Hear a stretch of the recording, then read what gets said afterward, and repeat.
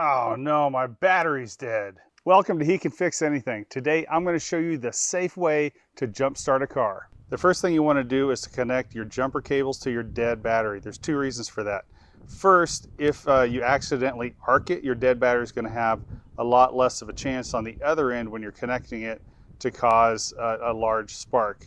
And second, and this isn't as much of an issue as it used to be, but dead batteries tend to emit more sulfuric acid gas, which is explosive. So if you connect this side first, you have no chance of arcing it unless you ground the positive side. But again, it's going to be a small spark. And you're going to want to connect your red clamp to the red positive cable first. Again, notice this side has something on it, so if I accidentally touch it, it's not going to cause an arc or a spark. And then second, you do your negative clamp to your negative cable.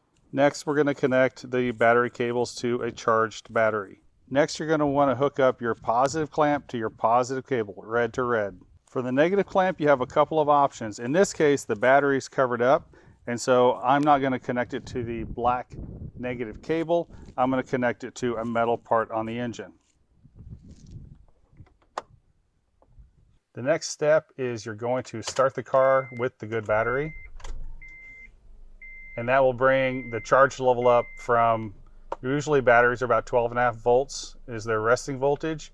But when the car is running, it can be up around 14.5 volts, which is going to help charge the dead battery up faster.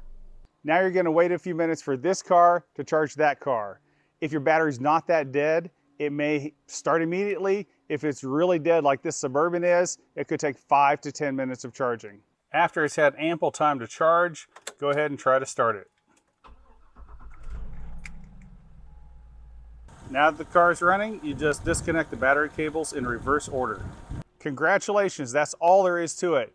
Now you're going to want to leave the car running for 30 to 60 minutes. So maybe take a little road trip around town or something, but you don't want to shut it off too soon. And then just keep an eye on your battery charge.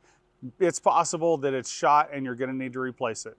If you want to know how to test your battery and alternator, check out the video up in the corner of this screen.